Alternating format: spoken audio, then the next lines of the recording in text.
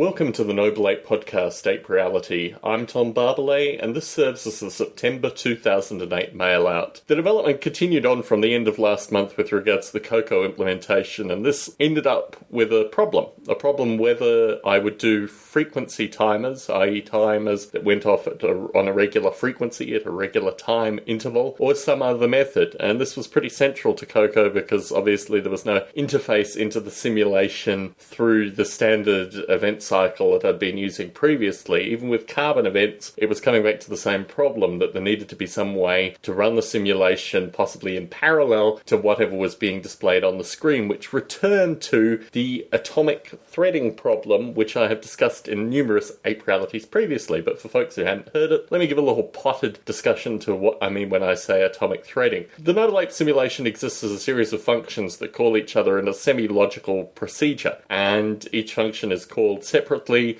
and each function is called individually, and these functions can then become atoms which are shot out onto M-core processors or over networks to run the simulation massively in parallel. So this is work that I've been talking about for probably about 18 months now. In fact, it comes back to the main Intel rewrite, I think, of 2006 or 2007. However, I had only partially implemented the code, and this posed me with a bit of a problem. Do I rewrite the existing code, or do I start afresh with regards to the atomic implementation? Now, I had written a lot of background kind of documentation, speculative notes, scraps of paper, this kind of stuff that I had written on with regards to what this atomic implementation would look like, and I reverted back to some of that and just did some first principles analysis of what I needed in terms of how these functions were going to be called and the kind of frequency and how to distribute it over M processors, and the relatively thin interface I wanted with regards to what was fundamentally an event model, basically an event manager that sent out these timed events or non-timed events or things that went out into the processing ether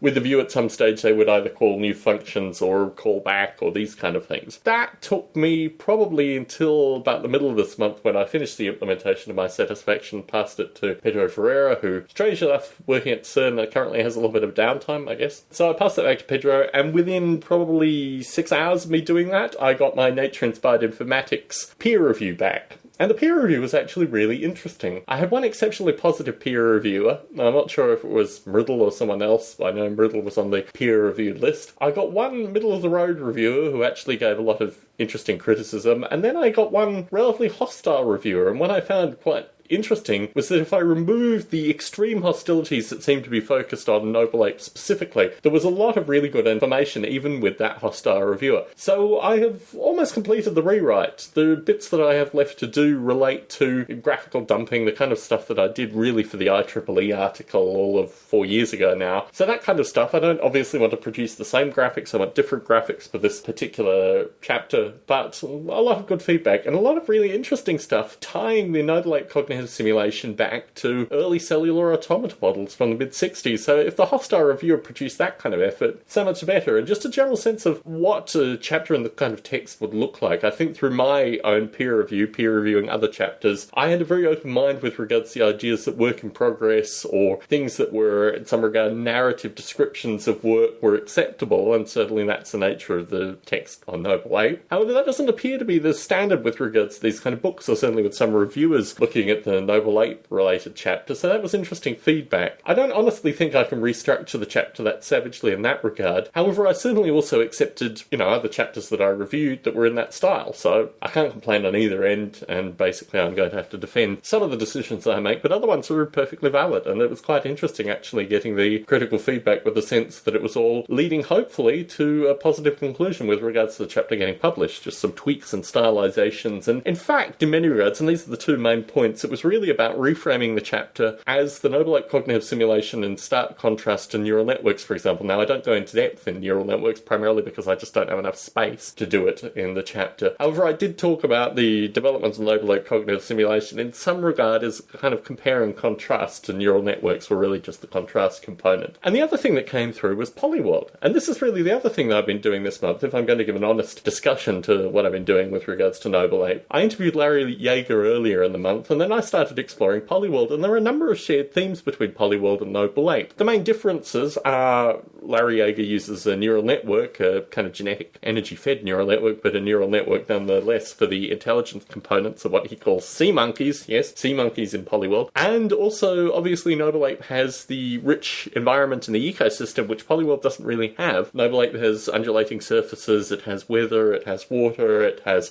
biology fundamentally, flora and fauna that exist in the Noble Ape simulated environment, or at least are simulated in the simulated environment. PolyWorld doesn't have any of that. So it occurred to me that there was a possibility for some combination, particularly with regards to the atomic stuff that I've done recently. I mean, PolyWorld, I think, would really benefit from that kind of processor tuning that ability. So that's going to be happening in the future. Obviously, my time is relatively limited currently, particularly with regards to the stuff I need to complete with Nature and Inspired Informatics. And I want to get that done earlier rather than later, mainly because I've got other stuff. I mean, there's always a constant stream of stuff that needs to be done, and plus the Bio Lives continuously seem to also keep me editing audio at times where I could be developing software. And so anyway, that's been my month. A lot of stuff initially with Cocoa. I hope to return to that when I get the full implementation of the atomic stuff. To explain that in a fuller way, I've written actually the atomic handling. I haven't actually atomized the Noble Ape simulation yet, so that's yet to be done. And then obviously I have to link it back to the Cocoa. And as I noted in the previous podcast, I'm going back to Australia next year. And with that logical kind of connection, I'd like to get everything done before I head back to Australia in terms of just getting the code back in Cocoa and back to Apple, and at a state where at least it was displayable in a kind of continuation sense for future operating systems that may only use Cocoa,